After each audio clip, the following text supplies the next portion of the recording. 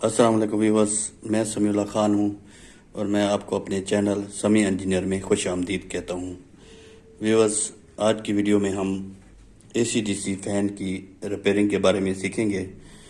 तो इसमें ज़्यादातर जो मसला आता है वो सर्किट में ही मसला आता है। वाइंडिंग ज़्यादातर ठीक ही रहती है।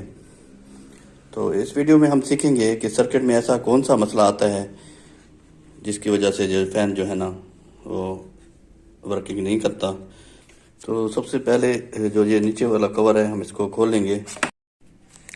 तो व्यूअर्स, इसके सर्किट को हमने अलहदा कर लिया है। इसकी ये तारें वगैरह हमने खोल ली हैं। ये जो नीचे ये तार लगी होती हैं, 3 तारें पावर के लिए जो यूज़ होती हैं, वाइंडिंग में करंट जा रहा था इन तारों की मदद से। तो अभी सबसे पहले हम इसको साफ़ कर लेते हैं। देखें बहुत डस्ट सी पड़ी हुई थी, तो किसी बुरश की मदद से इसको साफ़ कर लेंगे इस तरह अच्छे तरीके से, ताकि इसमें जो डस्ट वगैरह है ये उतर जाए।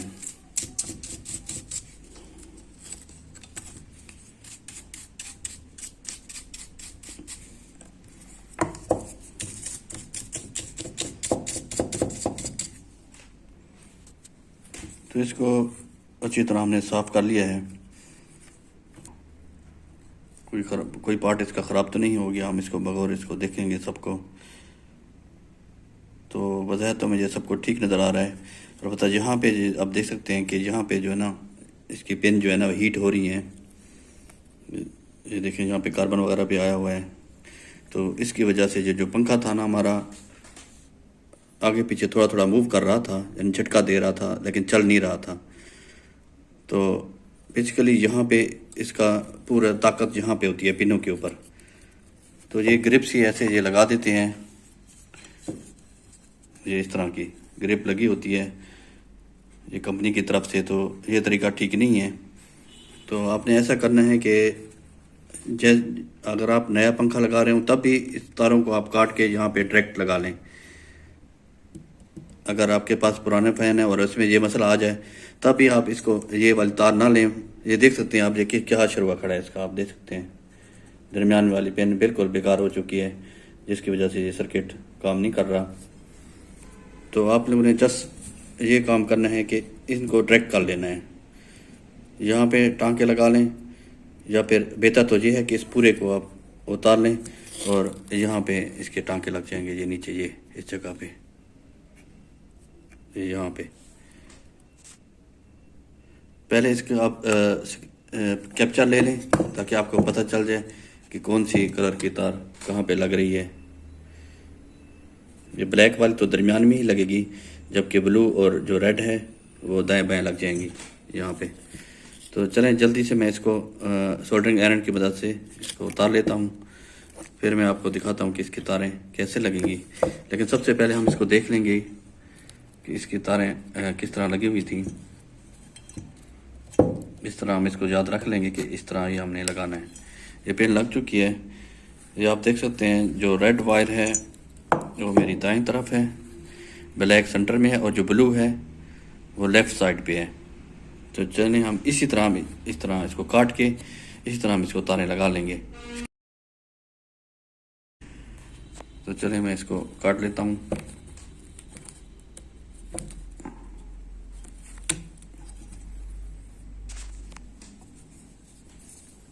इन तीनों तारों को मैं काट लूँगा इस तरह। इस तरह इसको अलग कर लेनी है कि ये जैक जो है ना ये आपने नया नहीं लगाना।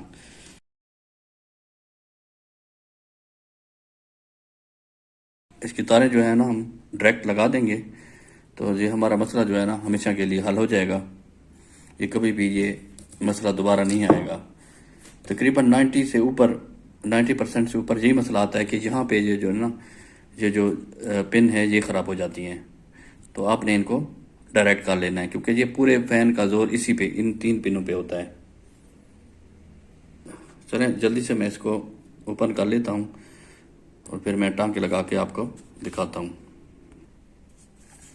इनकी तारें जो है ना बस इतनी थोड़ी थोड़ी ओपन करनी है, ज़्यादा नहीं करनी। तो इन पे फिर हमने कली लगा लेनी है और इसके बाद हम इसको यहाँ पे लगाएंगे। लेकिन इससे पहले इसको पहले खोलना होगा। चलो जल्दी से मैं इसको ओपन कर लेता हूँ। तो इसके पिन्नों को हमने निकाल लिया है इस तरह, जो आप देख सकते हैं। एहतियात से ज़रा निकालना है ताकि इसका जो ये प्रिंट है ये ख़राब ना हो जाए। अभी यहाँ इसके जो सुराख हैं वो हम खुले कर लेंगे ताकि ये जो हमारी तार है आसानी से लग सके। लेकिन इससे पहले हम इस पर सोल्डरिंग कर देंगे। अभी हमने इन तारों को सोल्ड कर दिया है, आप देख सकते हैं। यहाँ पे कली लगा दी अच्छी तरीके से और इसके सुराख भी हमने खुले कर दिए हैं ताकि ये जो तार है आसानी से इसमें चली जाए और हम इसको फिर दूसरी तरफ से सोल्डरिंग कर देंगे उस तरीके से जिस तरह मैंने आपको बताया है।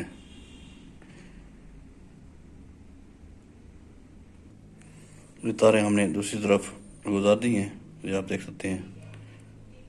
ये देखें, तो अभी हम इसको यहाँ पे टांके लगा देंगे।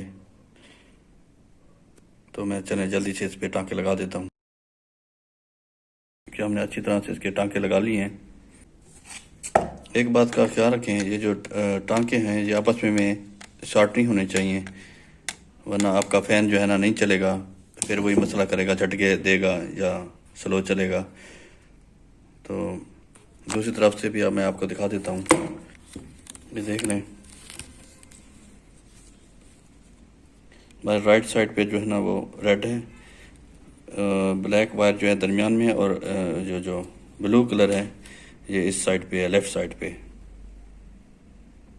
ये आप देख सकते हैं।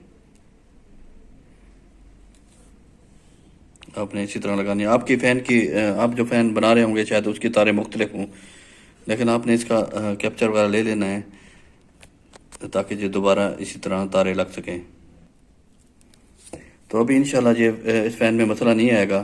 कोई और मसला तो आ सकता है लेकिन बहुत कम चांस होता है, ज़्यादातर ये यहीं से ही ख़राब होता है। अभी मैं इसको फिट करता हूँ मैं और उसके बाद इसको चला के दिखाता हूँ कि ये किस तरह चलेगा। आप देखेंगे कि ये बिल्कुल ज़बरदस्त तरीके से, जेन्युइन तरीके से जिस तरह कंपनी की तरफ से ये आया था और चल रहा था, तो बिल्कुल वैसे ही चलेगा ये। तो अगर आप ये इस तरह अगर नया फ़ैन लेते हैं जब आपका सर्किट पुराना हो गया है और यहाँ पे मसला हो गया है, तो ये चीज़ें जो है ना आप निकाल लें, ये वाली चीज़ें इनको आपने निकाल लेना है ताकि ये दोबारा मसला ना आए। ये दोबारा भी आप इस तरह की पेन लगाएंगे फिर भी ये मसला आ जाता है, क्योंकि किसी ना किसी पेन में लूजिंग रह जाती है जिसकी वजह से ये सर्किट जो है ना ये पूरी तरह से अंदर करंट पास नहीं कर रहा होता है इस पंखे में यहाँ पे, तो इस वजह से आपका पंखा नहीं चलता। तो मैं इसको ज़रा फिट कर लूँ फिर मैं आपको चला के दिखाता हूँ कि किस तरह ये ज़बरदस्त तरीके से चलेगा।